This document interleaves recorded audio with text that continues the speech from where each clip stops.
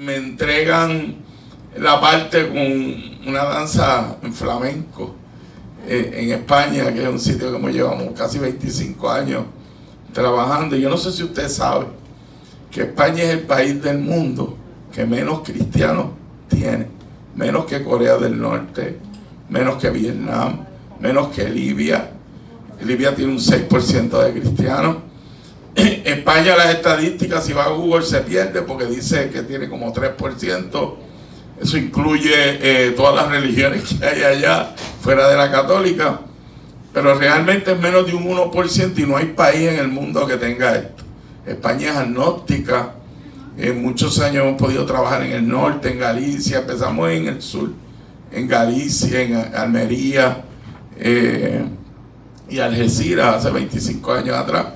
Pero es un país agnóstico. El español no cree en Dios, cree en ese concepto del bien. No son católicos, ¿verdad? Mucha gente piensa que España es católica. España no es católica. España fue católica. Los católicos que tú encuentras en España son latinoamericanos. Las monjas, porque yo trabajo con monjas, allá hemos recogido manzanas en los campos de España y todas son suramericanas. No hay una monja española. Ni hablar que yo no conocí un sacerdote español. Todos los sacerdotes son de Perú, de Chile. Y por eso esta danza para mí es bien especial. Trabajamos con... yo empecé trabajando con la iglesia cuadrangular en Algeciras, que era una iglesia gitana. Y todo el culto, hermano, usted tiene razón, es en flamenco. Yo salía con las cantañuelas y seguía tocando todo el tiempo porque uno se queda pegado con esa musiquita. Pero es un grupo interesante, el grupo de gitanos en el sur de España es bien conflictivo porque son gitanos que llegan a Cristo pero vienen con su cultura gitana. Y entonces es una iglesia que el discipulado es intenso y difícil. Ellos se consideran gente aparte. Entonces pues es un poquito complejo. Pero es una bendición, es un privilegio estar en esta semana, ¿verdad? Y hablando de esto de misiones, lo primero que quisiera acordarle o decirle, que la palabra misiones no aparece en la Biblia. La palabra misionero no aparece en la Biblia. Si usted la busca, yo nunca la he encontrado. Misiones es una palabra que la iglesia le ha dado a lo que se llama el propósito de Dios con la iglesia. Cuando usted busca la palabra misiones, nosotros hacemos una semana de misiones, nosotros la hacemos también, para enseñarle a la gente que el propósito de Dios con la iglesia es todos los días. Así que si transferimos eso a la definición, misión es algo de todos los días. Yo llevo años dando clases en diferentes institutos de misiones, aquí y en otros lugares, y siempre empiezo la clase preguntando, ¿quién aquí es misionero? Levante la mano. Levante la mano. Sí, más les vale porque lo que voy a decir después. Porque nosotros somos la iglesia de Cristo. Y la iglesia de Cristo viene a cumplir el llamado que el Señor nos dejó, ¿verdad? Cuando terminó su ministerio de 3 años y medio, se le apareció a los discípulos y en todos los evangelios trajo lo que mucha gente le llama la gran comisión. O sea, me voy ya aprendieron, les di el modelo de vida, viví en 3 años y medio lo que ustedes tienen que vivir desde el día que me conozcan. Necesitan algo más, se lo acordó después que resucitó. Le dijo, ustedes aprendieron pero necesitan algo. Pero no te vayas, maestro, no, yo me tengo que ir, porque si yo no me voy no puede llegar el Consolador, el Espíritu Santo. Y ustedes saben que los nombres de la Biblia y las divisiones, eso lo pusimos acá. Pero la historia después de la resurrección continúa en Hechos, capítulo 1, versículo 8, donde todavía el Señor ministrándole a los discípulos, y recibiréis poder cuando venga sobre vosotros el Espíritu Santo. ¿Y me seréis qué? Testigos. ¿Dónde? Jerusalén, Judea, Samaria y hasta los confines de la tierra. ¿A quién Dios le dio ese mensaje? Y los discípulos representaban ¿qué en la Biblia? a la iglesia. Así que ese mensaje se nos dio. Misiones no es ir a un país, es cumplir el propósito de Dios de ir por todo el mundo, predicar el evangelio, hacer discípulos desde tu casa, aquí en la iglesia. Si ustedes de los que están, Dios los llama a trabajar aquí, usted es misionero, porque está enseñando la palabra. ¿Dónde? En Jerusalén. Y es lindo. Ayer, ¿verdad? Los que me puedan seguir o tengan mi Instagram o Facebook, yo pongo las fotos ahí. Ayer 3 iglesias de aquí de Cagua nos juntamos, lo hacemos todos los sábados, nos fuimos para juntas. Por eso usted me ve caminando cojo, ¿verdad? Porque subir esas lomas. Fuimos al barrio Tanamá, pero donde termina Tanamá, no Tanamá el pueblo, el barrio, en unas lomas terribles. Y había que caminar, fuimos casa a casa, predicamos el evangelio. Esa es nuestra Jerusalén y Samaria. Entonces, todos los que fuimos, estábamos haciendo misiones. Entonces, pues no piense que misiones es Araceli. Araceli es una manera de hacer misiones. Cada uno de nosotros tiene el mismo llamado, y en algún lado, desde Jerusalén hasta los confines de la tierra, usted tiene que estar ubicado. Todos somos llamados a hacer la voluntad de Dios. Hay que tener cuidado con los sellos, porque entonces dice, no, nosotros tenemos una misionera. No, ella es misionera, no tenemos una misionera. Ella es misionera, nosotros somos misioneros. Porque entonces ve una iglesia elitista con las misiones. Hacemos una semana de misiones y ya, cumplimos. O mandamos una ofrenda misionera y ya. Pero ¿y qué pasa con mi trabajo misionero? Esta es la Biblia. La clase, a mí una de las clases que más me gusta dar, hasta el COVID tuvimos un pequeño instituto aquí en Cagua, interdenominacional, no era de la catacumba. Y tuvimos buena cantidad de estudiantes. Y había una, aparte de misiones, a mí me encantaba enseñar la Biblia. Yo enseño la Biblia. Ahora mismo vamos a empezar, después le paso el link. Va a ser gratis por Zoom, el instituto. Son 3 clasecitas que damos: la Biblia, la iglesia y el Espíritu Santo. Nada más. Yo después que enseñé eso, la gente debe saber lo que Dios le llamó a hacer. La Biblia, porque es nuestra guía. Cuando hablamos de todo lo que nosotros hablamos, tenemos que seguir la Biblia como guía. Yo le explico a mis estudiantes, tratando de definir lo que es la Biblia. Yo le llamo a la Biblia la historia de Dios. Pero es la historia de Dios donde se encuentra con el hombre. Y lo pongo, ¿verdad? Yo siempre di clases de física, como un sideline de mi trabajo. Pero usted sabe que Dios es infinito, no tiene principio y no tiene fin. Y allá en física nos enseñaba que, ¿verdad? Eso era lo ponía identificado como una flechita, mirando para los dos lados, identificando que era infinito. Y había unos puntos de intersección. Pues explicando lo que es la Biblia para mí, Dios es infinito, donde la historia de Dios se encuentra con la historia del hombre. Eso es la Biblia. Porque la Biblia es el encuentro de nosotros. Dios no empezó en Génesis, ni acabó en Apocalipsis. Nosotros entramos en Génesis. Y después de Apocalipsis, pues también los que, ¿verdad?, perseveren hasta el fin. Amén. Conoceremos la eternidad. Pero esa pequeña fracción de la eternidad de Dios, porque Dios es eterno. Entonces trata de pensar lo que es algo eterno. O sea, 3000 añitos, más o menos, ¿verdad?, que es el periodo de Génesis y Apocalipsis. Es nada comparado con la infinidad de Dios. Pero como Dios es Dios, a ese pequeño encuentro de la historia de Dios con el hombre se le llamó la Biblia. Y es la presencia. Así que nosotros como creyentes tenemos que conocer la palabra, ¿verdad? Sobre todas las cosas, el plan de Dios.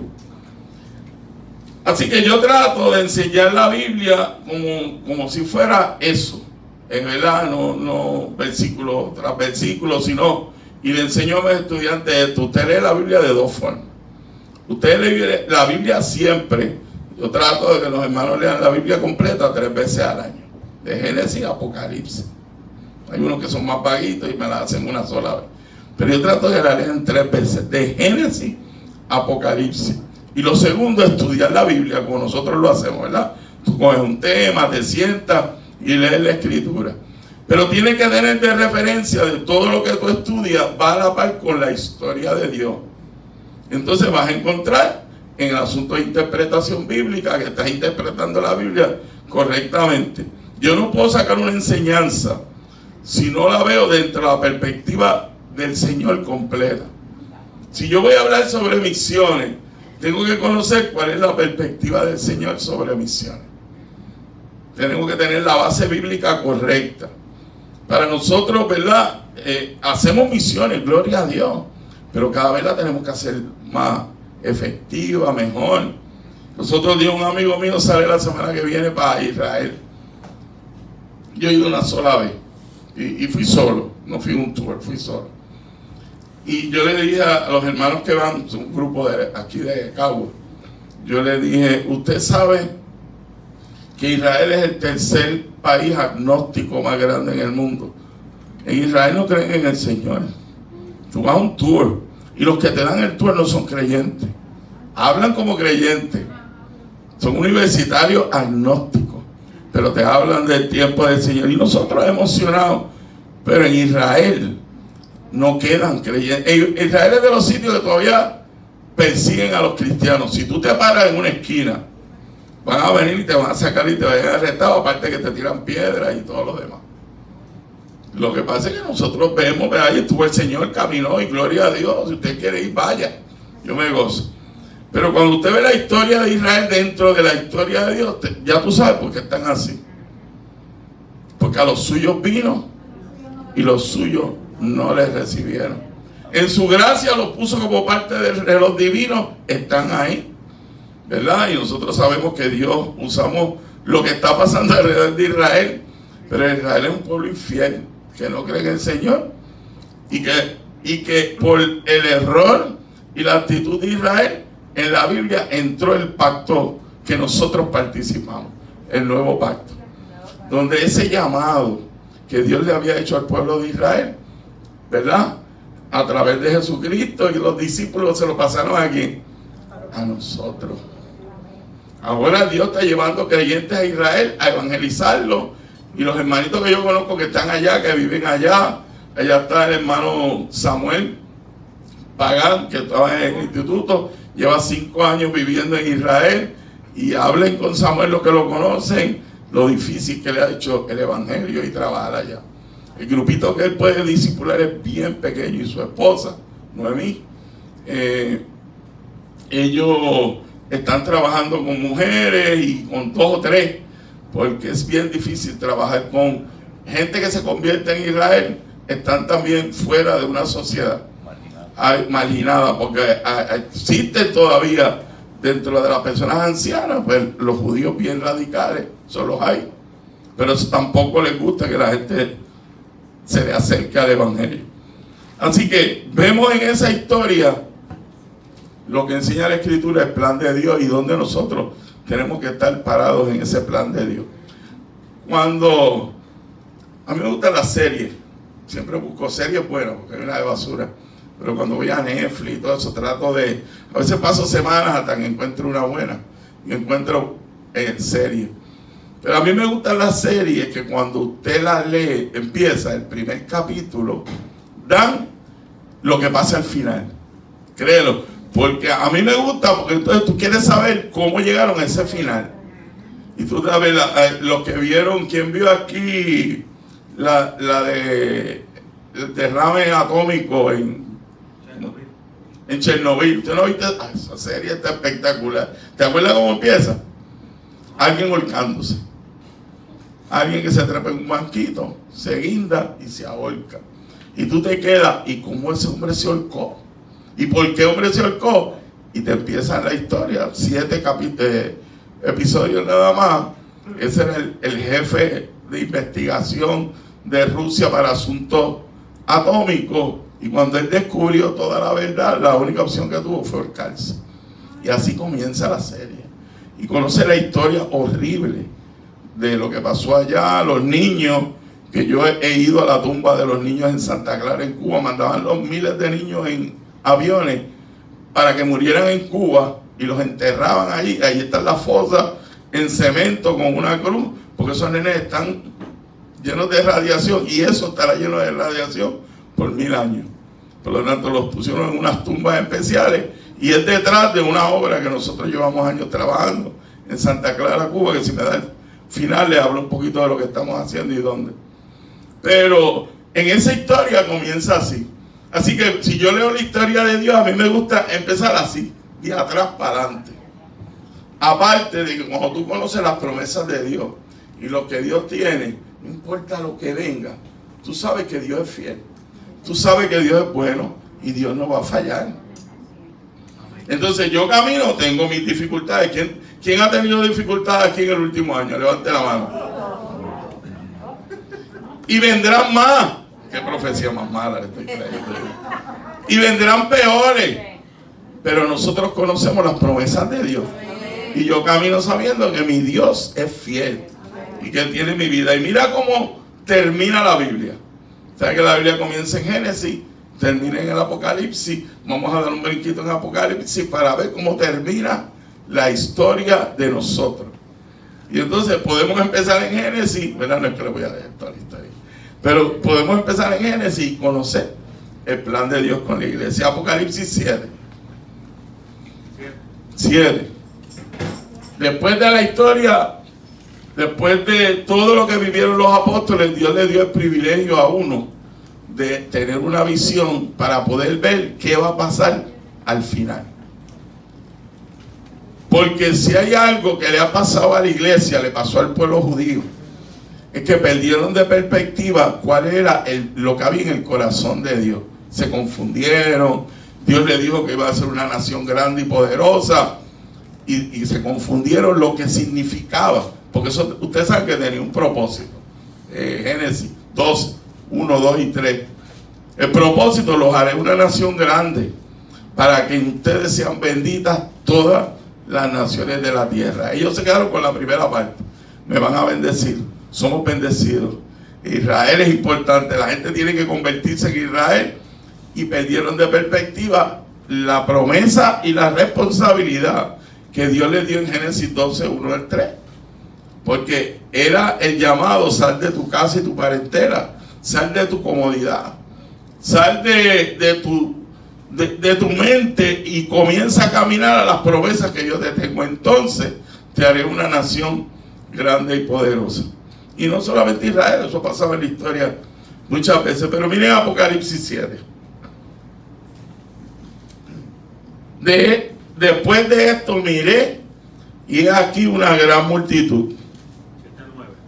Del 7, 9 y 10. Después de esto miré aquí una gran multitud, la cual nadie podía contar, de todas naciones y tribus y pueblos y lenguas, que estaban delante del trono y en la presencia del Cordero, vestidos de ropa blanca y con palmas en las manos, y clamaban a gran voz diciendo: la salvación pertenece a nuestro Dios, que está sentado en el trono, y al Cordero. Mi voz no es así, ¿sabe? Que hablé lo lindo de las juntas ayer. Lo malo fue que todo fue bajo agua. Y nos mojamos como 20 veces. Y estamos ahí peleando todos con esa gripecita que te da después de una muerte. Pero nos gozamos, hermano, porque hicimos lo que Dios nos llamó a hacer. Amén. Interesante, porque aquí el apóstol vio una gran multitud. ¿Tú sabes lo que es una gran multitud? ¿Alguien sabe lo que es una gran multitud? ¿Cómo le decimos en Puerto Rico una gran multitud? Un montón. Él vio un montón de gente. ¿Y qué hacían? Importante. ¿De dónde eran? De todas las tribus de la tierra. Y todavía, ¿verdad?, según los expertos, quedan 7,000 etnias, pueblos. Y etnia significa identidad propia, lenguaje, política, lo que sea. Quedan 7,000 etnias que no han conocido la palabra del Señor. 7,000. Y si yo empiezo a ver lo que el Señor nos muestra al final, aquí hay un problema. Ahí había una multitud de toda nación.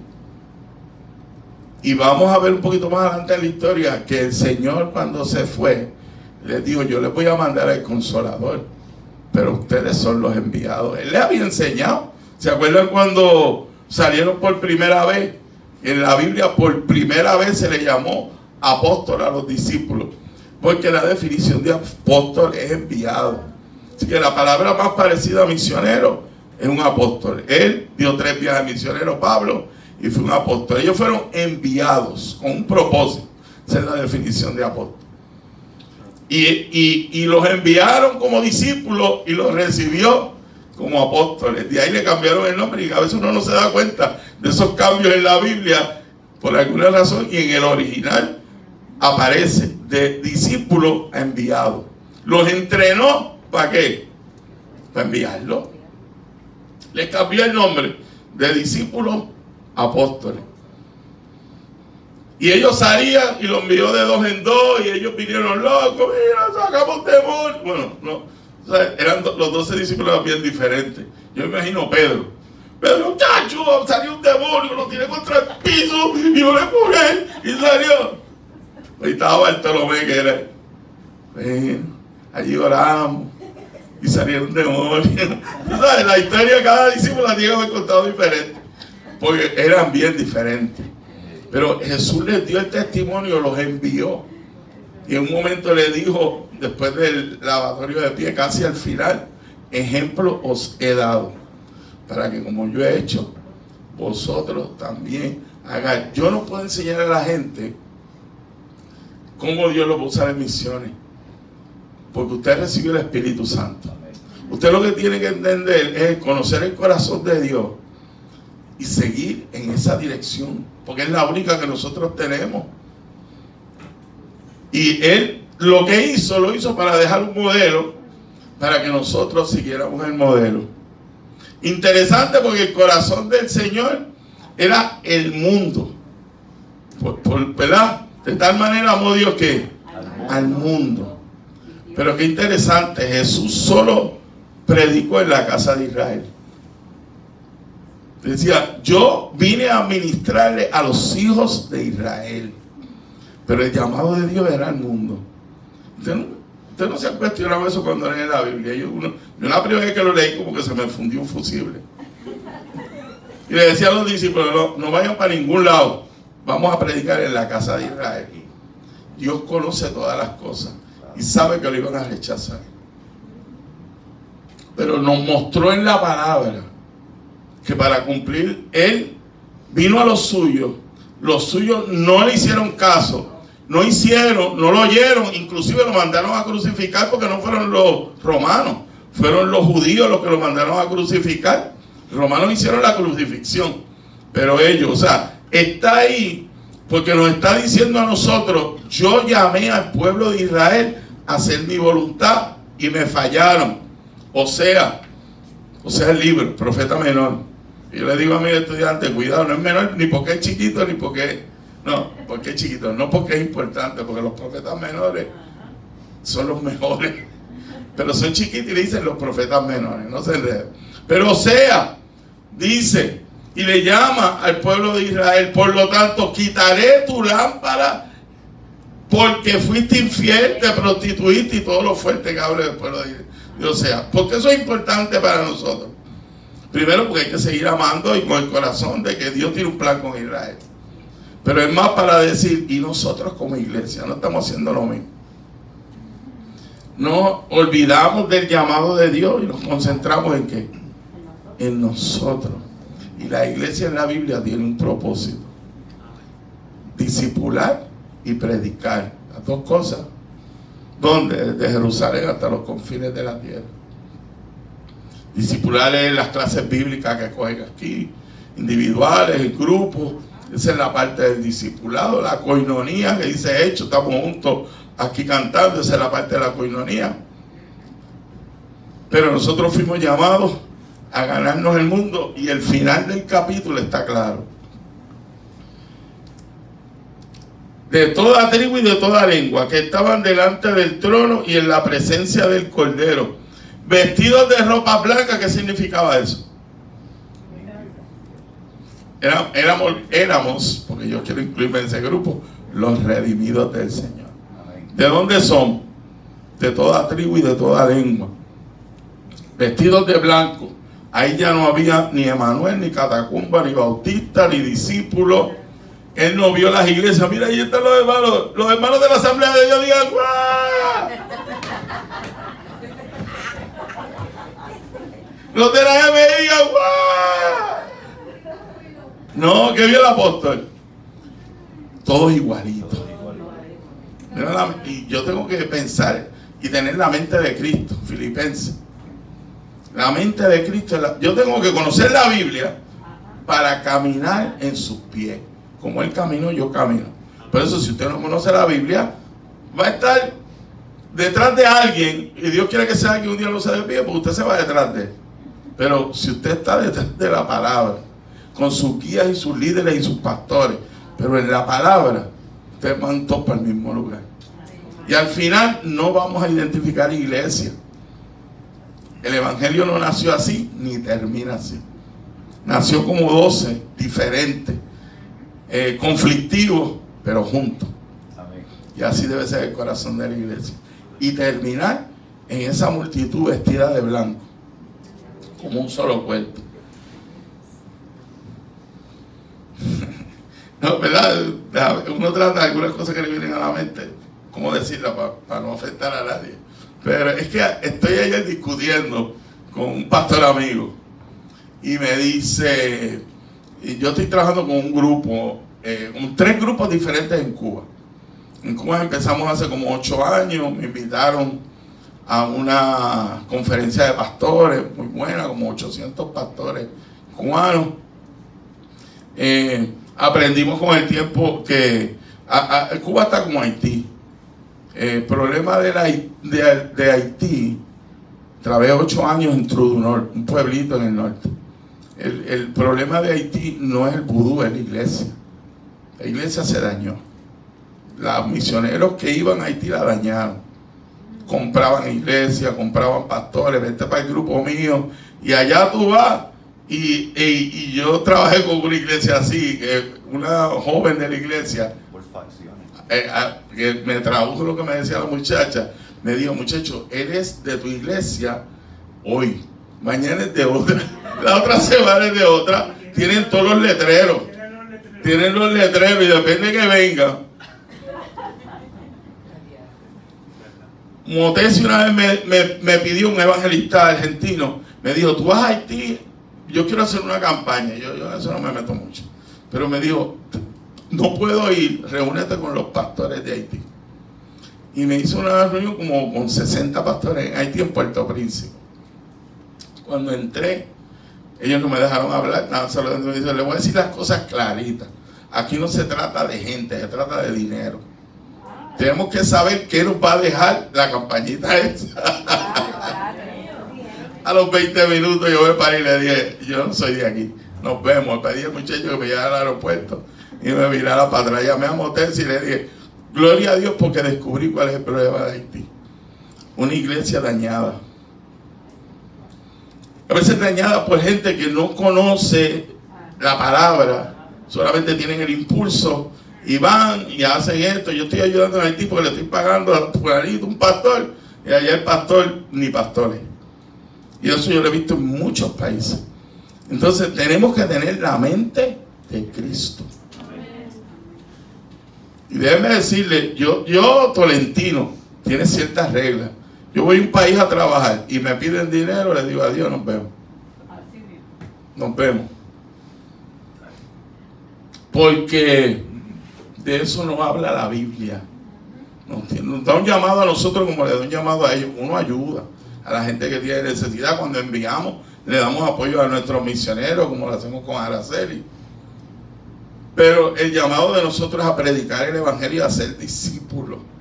Hay que tener cuidado porque entonces dañamos el sitio donde vamos. Y eso ha pasado en muchos sitios. Pero vemos que es una sola iglesia. Y lo que le decía es que es triste, pero en estos países tú te preguntas, ¿y por qué el evangelio, Haití es un país miseria, no se levanta? Si la Biblia dice que las puertas del Hades no prevalecerán contra la iglesia, Pero ¿y qué pasa allí? Que el ADE se quedó con Haití. ¿Qué pasa con la iglesia? Bueno, es la iglesia de Cristo, la iglesia bíblica. Son pocos. Amén. Son pocos. Eso no lo digo yo. Eso lo dice Apocalipsis.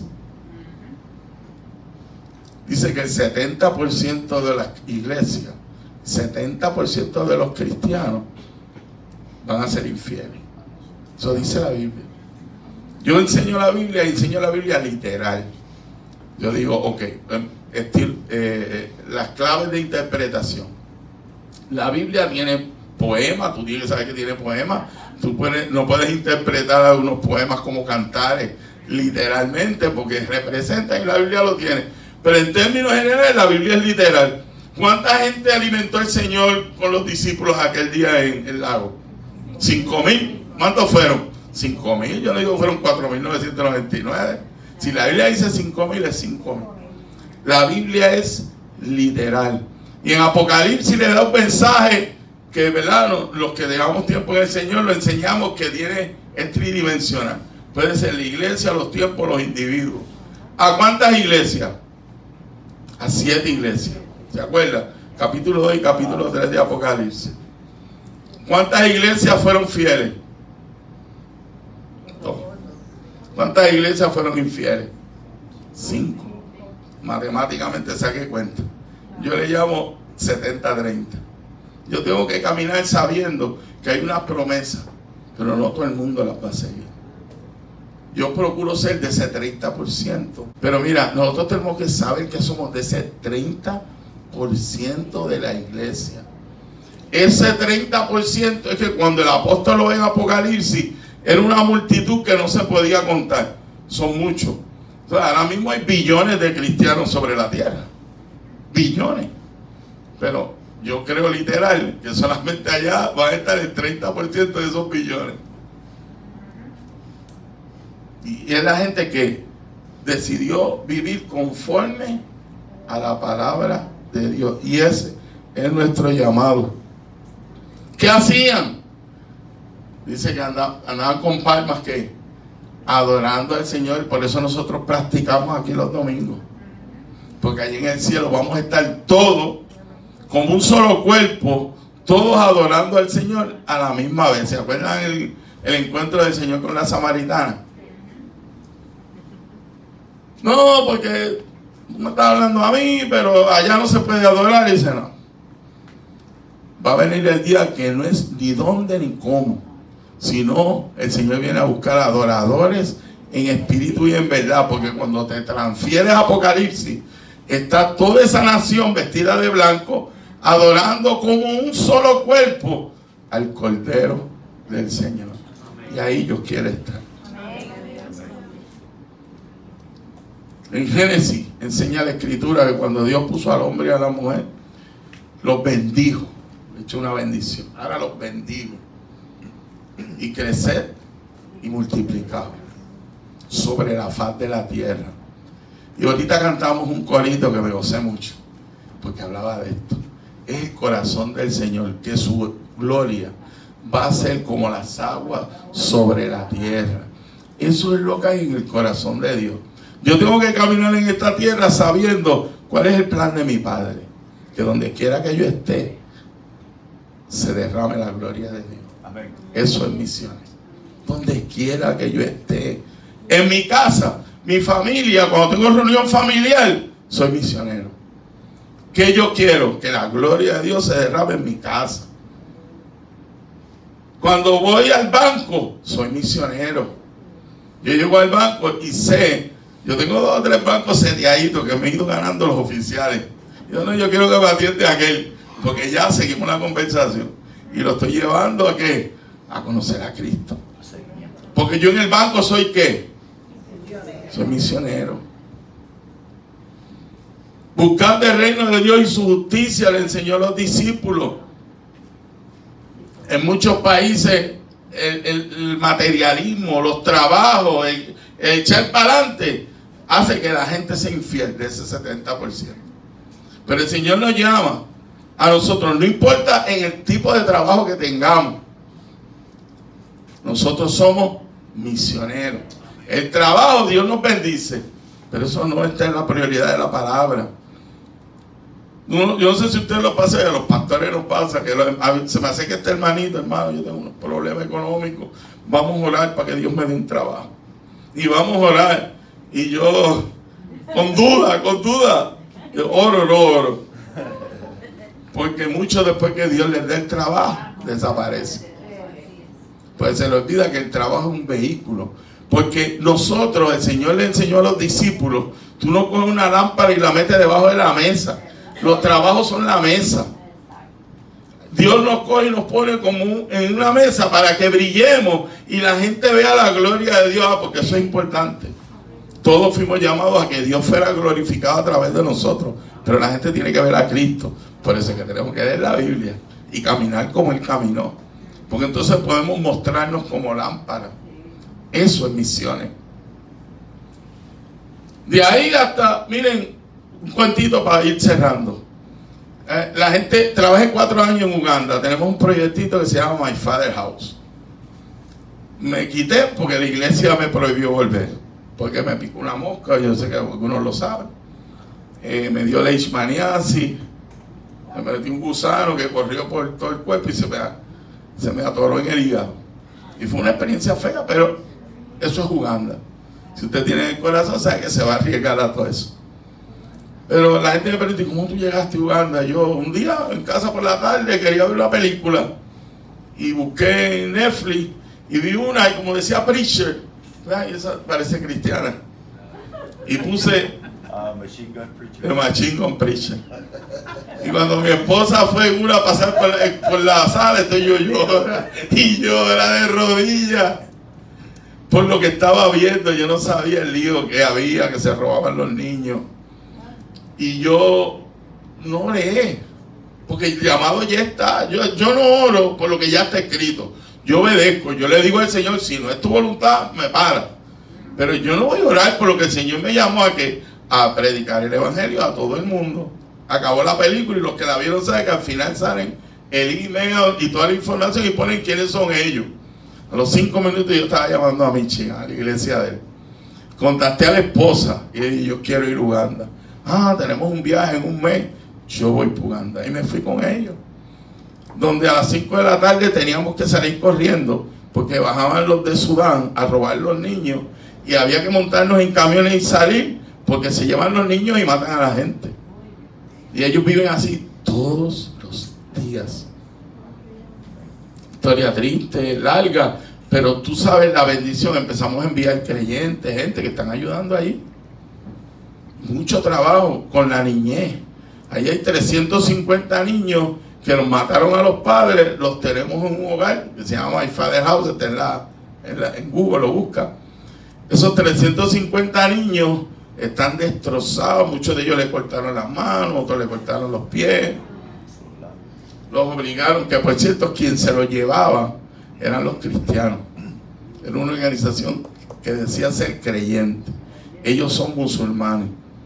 Se pueden imaginar el coraje que tienen contra los creyentes.